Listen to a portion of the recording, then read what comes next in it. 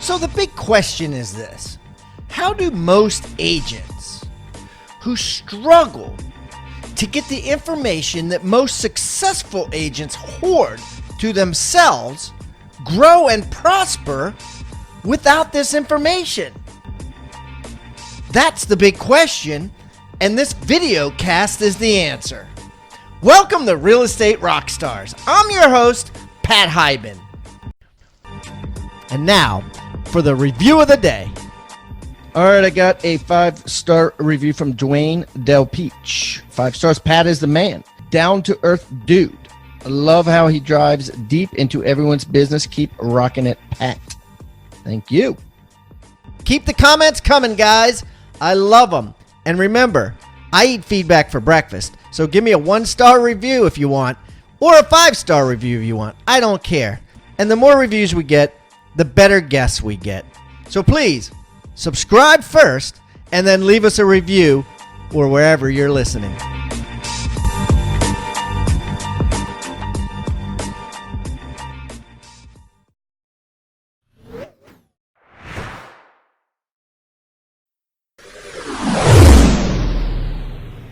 All right, Rockstar Nation, I got a great guest coming out of Louisville, Kentucky. Mr. Cliff Hayden is on the line. And Cliff used to be an agent, then made a conscious decision to get the hell out of the business.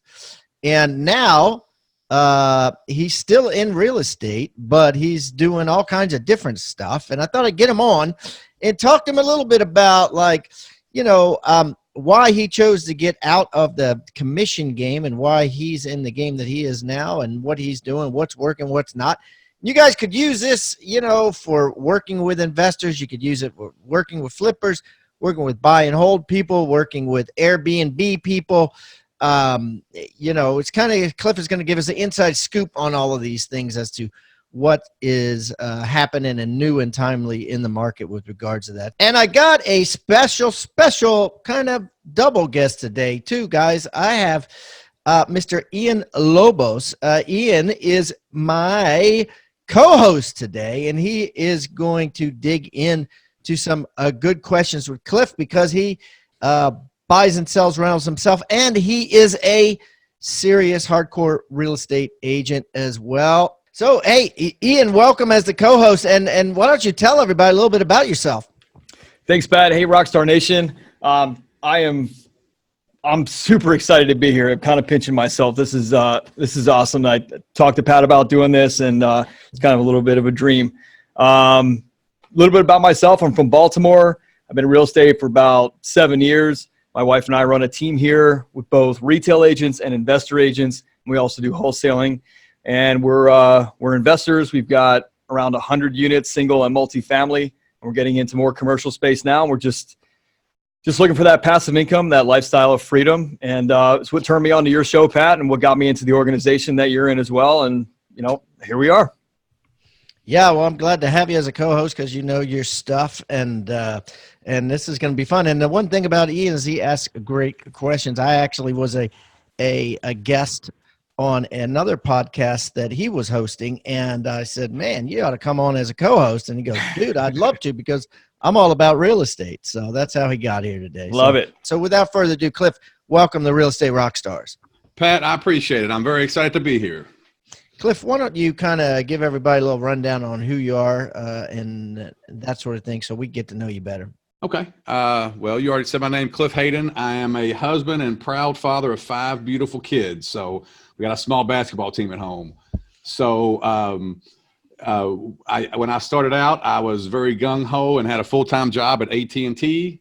I have quit my job at AT&T about 10 years ago. And for the record, I am proud of, I hold the longest suspension in AT&T history. So I'm pretty proud of that. And if we got what does that mean?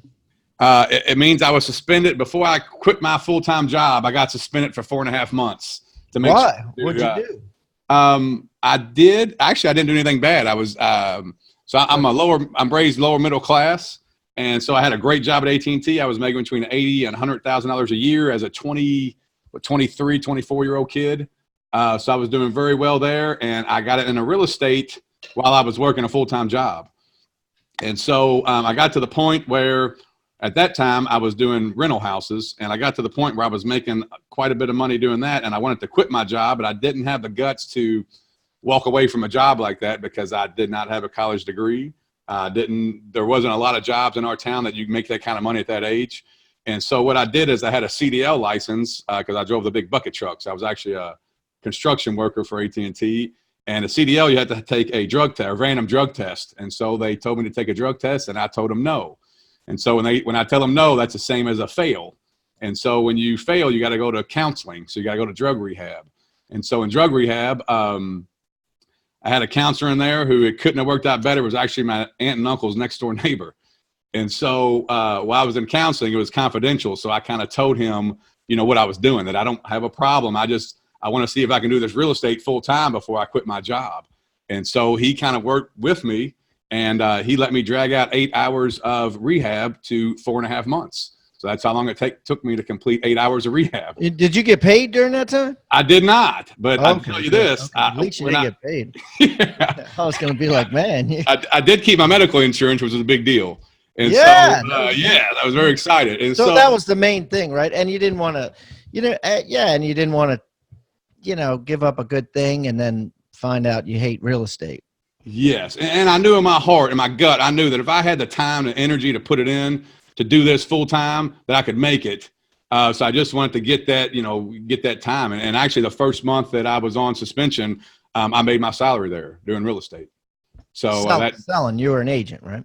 Correct. So yeah. So I had rental houses when I first started, and then when I transitioned from AT&T, I actually worked with a big foreclosure agent in town who just happened to be there in 2008, 2009 when the crash came. So if you were a foreclosure agent in that time, you could write your own check. And so I was a buyer's agent at that time, and I was selling left and right. And so I was doing very well with that. And then from there, I found niches as I was going, just kept my ears open and just kept working hard. And we found a niche in the foreclosure market where a lot of banks in our town, a lot of banks everywhere, did not have people that could fix up these foreclosures, did not have people to trash them out or work on them.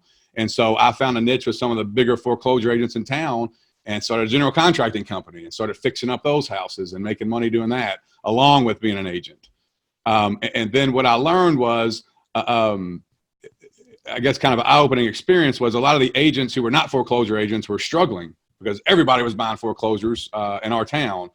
And then what I learned is when the foreclosures dried up, all the foreclosure agents were struggling because everybody was buying retail houses. And so in that time frame, I knew some investors that as a buyer's agent, I saw them and they had a lifestyle that I was just intrigued by because they literally did what they wanted. They were very happy. They weren't stressed out like I was all the time, running around crazy. And so I started. Let me stop you right there, right? Because I think that's important. So, and it kind of ties into me too, like my life. Like I was an agent up until I sold my team in 2010, and my whole vision all along was to be this like investor, right? And because the lifestyle, you can do what you want, you can wear what you want, you can work when you want.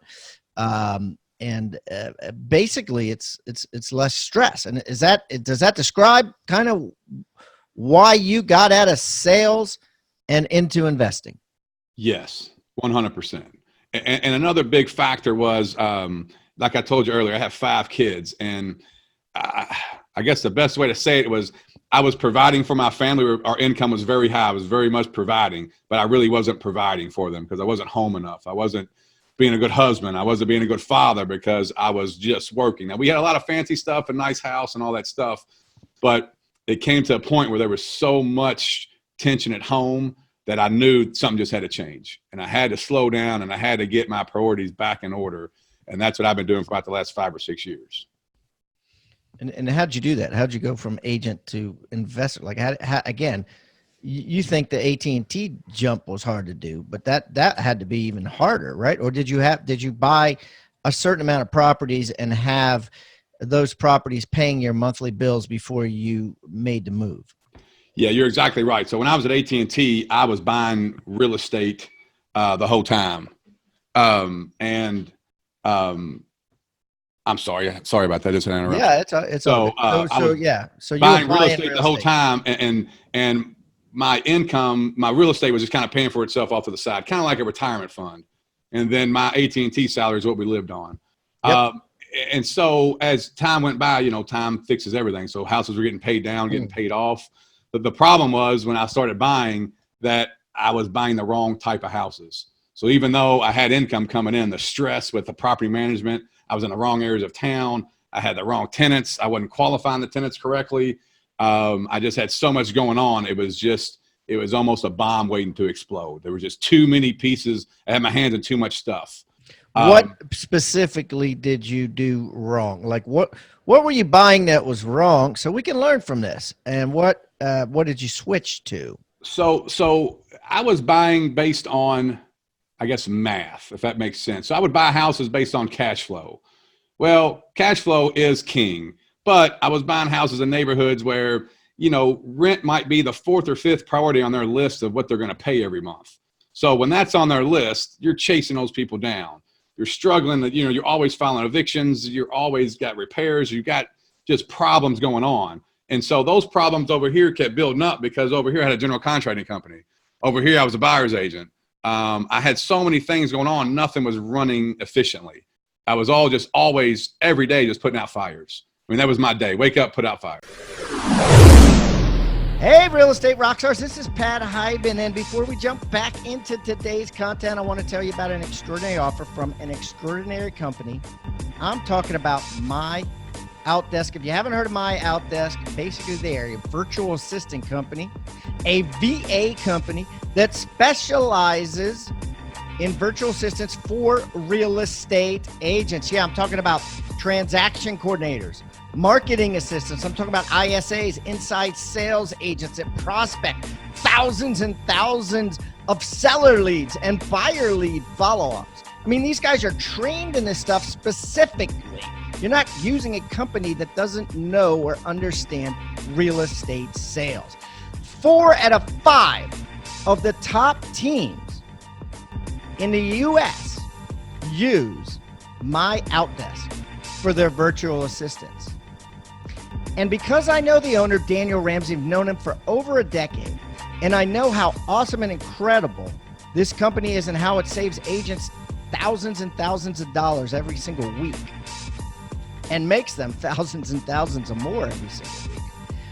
We're going to give you a $400 coupon off of your first month of a virtual assistant and give you a free book entitled Scaling Your Business with Virtual Professionals. So you can read it and look into it before you decide anything.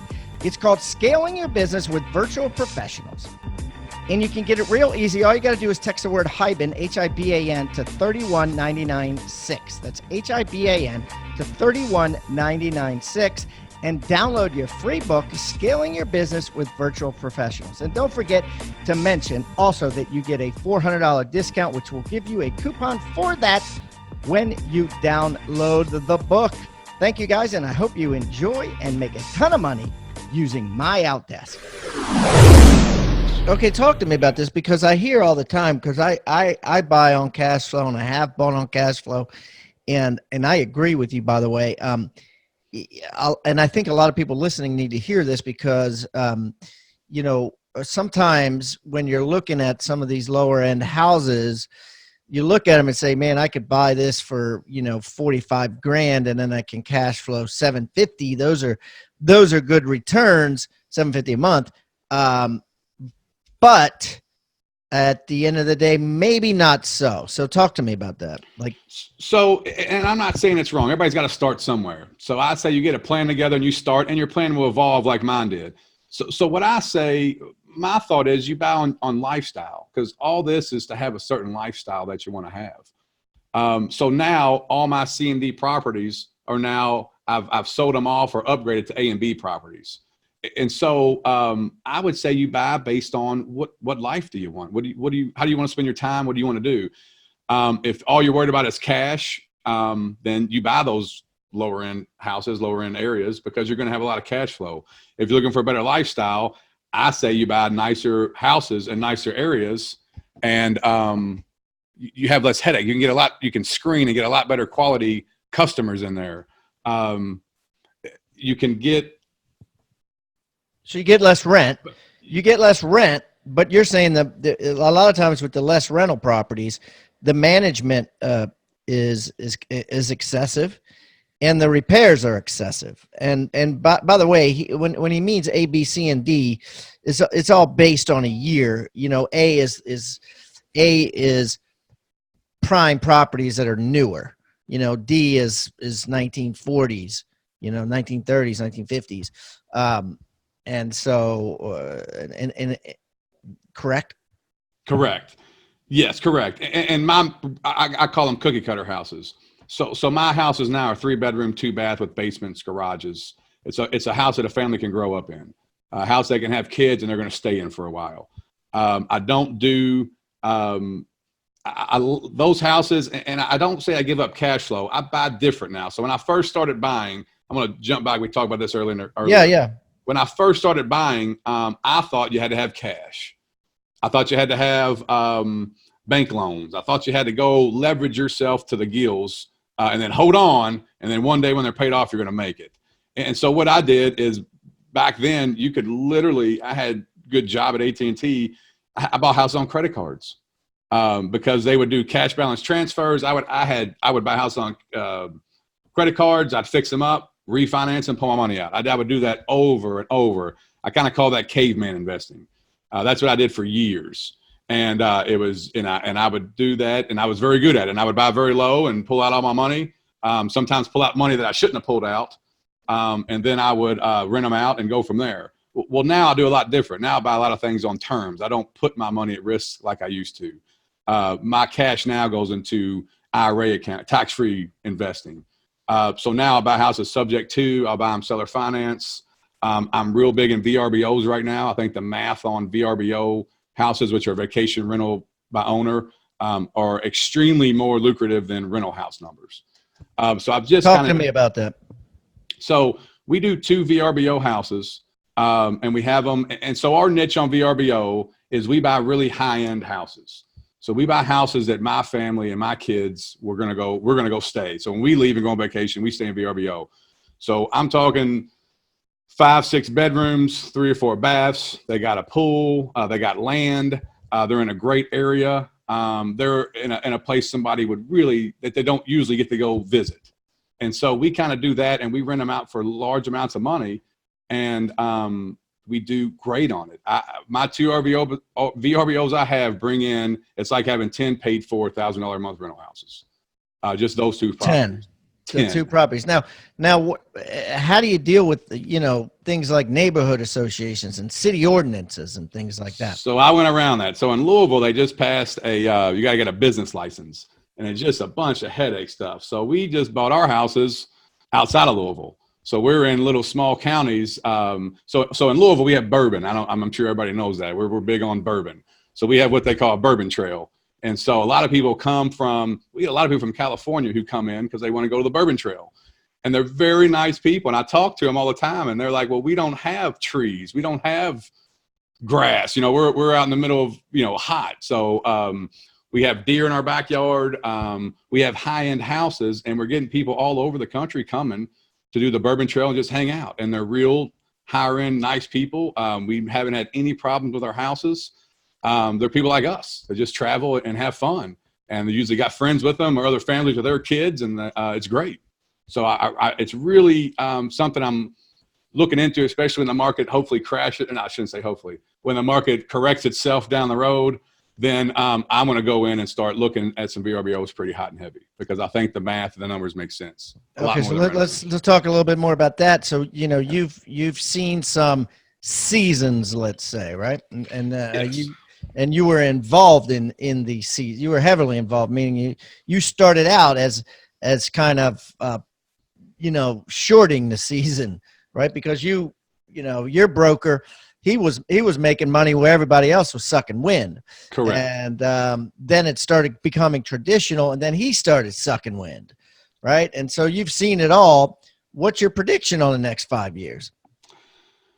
I have my theories. So my theories are back when the last market started crashing, I remember getting stuff in the mail like, you're pre-approved for a $250,000 unsecured line of credit. I would start seeing telltale signs of stuff in the mail and money getting real loose. And then when money got real loose, it seemed like it wasn't too long after, 3, 4, 5 years after that, stuff started correcting itself. And so I see that now. I'm starting to get those letters in the mail now. In our town, our market is still pretty hot. Now we're not getting, I should say it this way. We're back to normal stages. A few years back, I'd put a house on the market. It would go above asking price. And the day I put it on there, I put it on the market for 150 grand. They give me an offer for 160. Now we're seeing $150,000 property. You still get 150, but it might take you 30 days to get it now, 45 days. So we're kind of getting back to normal times. I think when the banks now, if you start watching them, the rates are going a little back up, which means the prices are going to go down. And I see, I got a good friend. We actually just had a mastermind group last Wednesday at our attorney's office. And he was talking about they're doing different ways to loan money now. And I want to say it's called a QM. I don't know exactly what that stands for, but it's basically a subprime loan. So he's starting to see telltale signs of, okay, money's getting a little different now than it was before. And when I start seeing that, when people can get qualified. It definitely is. They've dropped. And I mean, there's lenders giving, low credit scores, right? Like 500 Yes. credit scores, you can get a loan. There's stated income again. There's, there's all kinds of loans popping up. And another thing that's popping up, which was indicative of the last crash, mortgage brokers. Yes. You know what I mean? Like Yep. before, went from, there was all these brokers, right? And they're like, hey, I can give you a loan. I can, access 600 different lenders and get you the best deal, which was great. It was one-stop shopping. And they found these subprime products. They found these products that maybe a conservative lender or your bank wouldn't have. And then they all went away because they regulated the shit out of them, and they they required them to have a couple mil in the bank and things like that, and they couldn't just be like working out of their house. And then so now what I've seen is a bunch of brokers are starting to come back in the market, almost to like it's a new fad. Another telltale sign. Yep. Yeah. No, I agree. So I don't have a magic ball, but What I do would you do? I mean, what do you do? You going to slow down your buying? No. So what I do, I kind of ride the wave. Just like right now when stocks are high, I don't buy, I sell. When stocks are low, I'm going to buy. So right now the market's pretty hot. So I do a lot of flips right now. I do a lot of stuff to generate cash because my whole goal is to get out of debt. So all I think about anymore, I'm kind of a Dave Ramsey fan, is just get out of debt. I was leveraged to the gills. Now I got space. I had a big hole I dug. Now I got that hole filled in. I'm starting to stockpile. So what I'm doing is selling right now while the market's hot, everything I get my hands on. And then when the market crashes, I'll start buying. And what I like to buy those VRBOs is because last time when the market corrected itself, the higher end houses you could get the better deals on. The margins on those type of houses were way better. And so I like to get several of those and then just rent those out VRBO and rock and roll from there. Cliff, are you planning to buy all of your VRBOs, or are you planning on doing, like I've heard people doing subleasing on apartments and things like that to do short-term rental? Are you planning on buying all of them? Yeah, my niche. I like owning stuff, so that's just my preference. I like to have my teeth in it. I like to own it. So so we'll buy them, and then we'll buy them. I like buying stuff, so I got as many exit strategies as possible. So I always say I want to buy when I buy my properties now. If crap hit the fan and I had to liquidate everything, I'm going to be okay. I'm not going to be leveraged so much so where if I got to sell, I'm going to take a big hit. So I buy it so I can exit. I can either wholesale it, I can rent it, I can flip it, or sell on terms. If I can do all of those with my deal and still do a profit, then that's the deal that I really like. Got it. Are you looking at buying? What's your goal? Is it 50, 100? I have some friends that buy and sublease a ton of short-term rentals, and they're in the hundreds at this point, cash flowing a couple hundred a month. Man, it makes my stomach hurt when you say that many properties. So I had, there was a time a lot of guys in our town had 100+ houses, and I was like, you know what? When I got into real estate, I need 100 houses. Whatever that number is for, I have no idea. But that 100 houses was like, I'm going to make it then. And so I got about a little over halfway there, and I was like, this sucks. because now I have one maintenance crew. If you get over, when you get to 50 to 60 houses, now you got to hire 2 maintenance crews. And then you want to go, well, I might as well get 100 houses because I got to keep them busy. And I wasn't having fun. I was stressed out all the time. So what I learned is if you don't have debt and you literally have 10 or 20 houses with no debt, you can pretty much do what you want to do on a daily basis. And so back to earlier, that lifestyle is all I focus on now.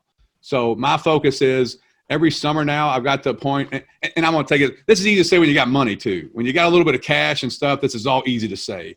You got growing pains through all this, which I went through. But now my goal is, now that I have some money, is to spend time with my family. So last year we were so lucky. We got to rent an RV and we went out west for 40 days. That's cool. And so we went to, and I spoke along the way. So we kind of made it a write-off also, which is pretty neat. But we went up to all through Arizona, all through California, Oregon, Washington, Utah, and came back home.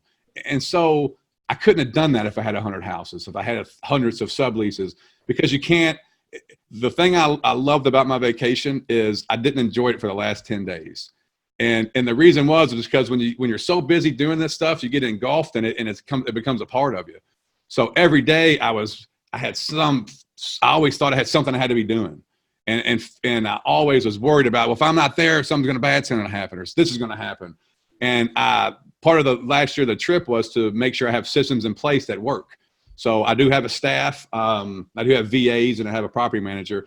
And what I learned after day 30 was, you know what? Nothing bad's happened. Nothing crazy has happened. And so for the last 10 days, I really forgot about everything and really enjoyed that trip.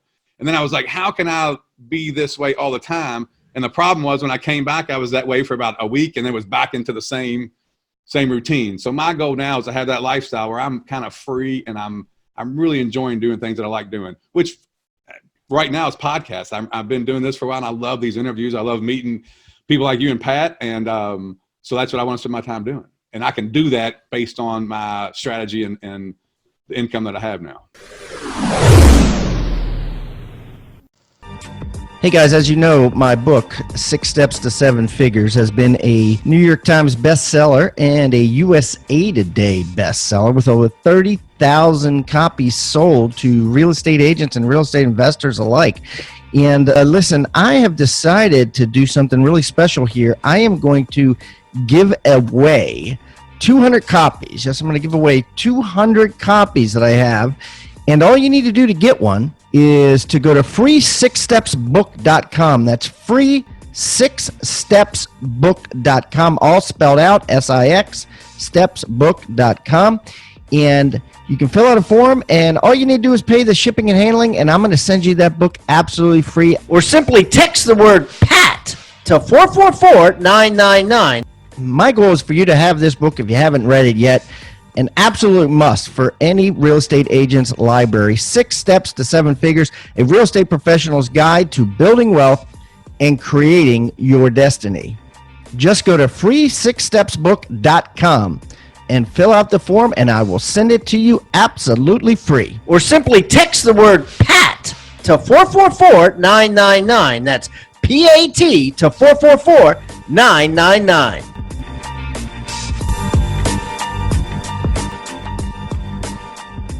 Hey, real estate agents and rock stars. If you're getting value out of the content in this episode, make sure you like the video and subscribe to this channel. Also, click the little bell icon to be notified about upcoming episodes. And I would also love it if you left a comment and shared the most impactful tips and tactics you've learned from the knowledge shared in this episode, or even maybe make a suggestion requesting a topic of what you'd like to learn in future episodes. I welcome any feedback below. Now, back to the episode. So if you were to start today, there's a lot of people listening that maybe they want to buy their first property. They just haven't been able to pull the trigger. What kind of advice would you give someone to locate property, locate some funds, locate cash, and get rolling, like get their first property in the next 90 days? Yeah, I would say most towns have a real estate club. So I would say go to your local real estate club, and the key is education. So the first 2 houses I bought did not turn out very well for me. Luckily, I was dumb enough to stay in this business because I got burnt pretty bad. So get with your local real estate club, educate yourself. There are tons of people out there in books and YouTube that can help you build your strategy. So my thought is get educated, have a strategy first. Don't just buy something to buy it. Have a strategy, and then get with I got lucky. There was a lot of older guys in our town that are very helpful. And a lot of them are really good friends now. And find somebody who knows what they're doing and take them out to lunch. Spend time with them and just learn. And then figure out what you want to do. And then there comes a point where you just do it. You got to stop worrying about it and doing it. You just jump into it. And like Nike says, just do it. And then you'll learn as you go from there. That's how it worked for me anyway. What was the biggest thing you were afraid of? What do you think the biggest thing people are afraid of in getting into investing? So I'm trying to think back when I first started. My biggest thing is, I guess, just the fear of the unknown. Kind of like think of a comedian. I'm a big Dave Chappelle fan. So I remember Dave Chappelle talking about, he was always nervous of bombing on stage and everybody, booing him and everything else. And he goes, you know what? I did get booed and it wasn't that bad. Right. But it was just getting over that fear of you just do it. And if you really want to do it and you're really serious in your heart about, I want financial freedom, I want passive income, and I want to kind of make my own lifestyle, then you just got to kind of do it. I don't know if I was really, I guess I got lucky. I had a mentor when I first started, a guy named Mike Butler, and he kind of, I got to run things by him. And back to that, I think a mentor is always good for people, especially first starting off. And he just made sure that I didn't fall on my face. He put me in a great spot, and I used his systems and kind of got off on the right foot, which would have took a lot longer if I didn't have a mentor. And so he was very helpful in becoming who I am today. And that's it. I think you just do it. And I think it's just, you just kind of make a plan and you just got to run with it. Yeah. You'll figure it out as you go, because it's never going to work out perfect. It never does. Advice that I got in the beginning was get a good mentor and just take action. Yes. And the fear is always, you're not going to die. Could you lose the house? Yeah, but that might not happen. Could you lose all your money? Yeah, but that probably won't happen if you buy it well. If you have a mentor and you buy it well and you're somewhat educated, pull the trigger. Yeah, and I love the saying, you can't fail if you don't quit. Because if you don't quit at it, you're not going to, you'll find a way to find the money, and you'll find a way to figure it out. And that's where it helps to buy into the lower end and that sort of when thing. You first start. When you first start, So, all right. So, Cliff, tell me about this show me the rental thing here. You got, you created a little product there. Yeah, I'm sorry. I thought I had that turned off, so I apologize. It's all right. So Show Me the Rental was created to save my marriage. So when I would come home from work, from the office, I basically would come home to work at home. And so I would be at the kitchen table with my kids, and at that time, I'd have 2 or 3 empty rental houses at all times. There would always be stuff turning over. And so I can still remember sitting at the table and my phone would ring. I get text messages. I was never engaged at the table, and my wife would get so mad, like literally. And both of us thought we were right. She was like, "You need to be here with your kids," and I was like, "Well, how do you think we get food on the table? This is how we work. This is what we do." And so it just caused a lot of problems. And then I thought, you know what? There's got to be a better way, because she's right. I mean, the whole point of this money is to, enjoy it, and I wasn't enjoying it. And so we found that we were asking the same questions and doing the same thing over and over. And so I went out and looked for a system that could do what I wanted. And I could not find one. And basically what we wanted is something that would kind of a one-stop shop. It would advertise on all the major websites. When somebody inquired, it would screen them based on questions we asked tenants over and over. And then it would set up showing appointments. From after they see the property, it would then send them an application link. They would fill out an application, and then we would talk to them. I could not find anything out there like that. So then I just created it myself. So guys, I've seen this. And basically, you get to pick like up to 20 questions. You can make 5, you can make 20 that it asks them, to kind of pre-qualify them. And then once they pass the process, it gives them, hey, an agent will meet you there, or it just gives them the lockbox code, providing that they've passed the qualification maybe, or it'll tell them, hey, the tenant's home, go on over there at that time, whatever the case may be. It kind of serves as basically as a rental agent online, and it does all that, and it's dirt cheap too. It's $49 a month, right? It's not even a month. It's $49 until the house is rented. $49 per house. So per house. It's a no-brainer. It's not. Yeah. It really is. We made it that cheap because talking with my wife, I actually get to enjoy dinners now. And so if we can help more people enjoy dinner with their family, which is what this is about. So it's just a huge time saver. I can't stress enough. Of course, I'm partial to it, but it is just, my life is so much easier. I don't have to deal with the same mundane questions over and over. Only talk to people that are not qualified anyway. So I don't waste my time. Tenants are a little different than buyers. With buyers for real estate agents, with buyers, you're a little concerned about, you don't want to lose them or you don't want another agent to get them. But with tenants, I mean, you're not concerned about that at all. If they want to see the house, they're going to fill it out. You know what I mean? And so it's a different dynamic, and it's easier to write the rules there. And guys, I'm going to put a link to his website that he created. I'm going to put a link to all of Cliff's stuff on hybendigital.com/Cliff Hayden, and it's Hayden. Yes, Cliff sir. Hayden, and Cliff. And I'm going to put a link to all of Cliff's information if you guys want to reach out to him and say, hey, if you want some advice on buying rentals and renting rentals or not, right, or selling rentals or Airbnbs or whatever the case may be, it'll all be on there, as well as a link to the website. Now, Cliff, as you know, everybody that comes on the show brings a free gift. What is your free gift that you have brought the Rockstar Nation today? So what we're offering, I hope I'm doing this right, is if we're going to give out free yard signs. So if you are interested in our service and want to use it, we're going to give out a free yard sign. Is that something? No, it's got to be like a checklist or a PDF or just. That's what I thought. So do's and don'ts of rentals or something like that. That's what we're going to give out then. I will give out a pre-screening tenant checklist on what we use to screen tenants, how we do background searches, and what we're looking for our qualifications. So I'll upload that to your site, and they can kind of see what we do. We do a lot of, with social media now, you can find out a lot about people the right way and make sure you're getting the right person in your properties. Oh, so it's kind of walking you through how to stalk them on social media and how to an extent. I wouldn't say stalk. I don't use stalk as a strong word. I just like that word. But yes, yes, to kind of look at them and make sure that everything's okay. Yeah. So we'll kind of show them everything we do in white pages and online searches and stuff we do to kind of make sure we verify their application is correct and accurate. So the guys, that'll be on hybendigital.com/Cliff Hayden. If I'm ever in Louisville, Kentucky, I'll look you up and we can break some bread. Please do. We got a bourbon. We got a lot of bourbon here. It's pretty fun. I'll take you out anywhere you want to go. Sounds like a plan.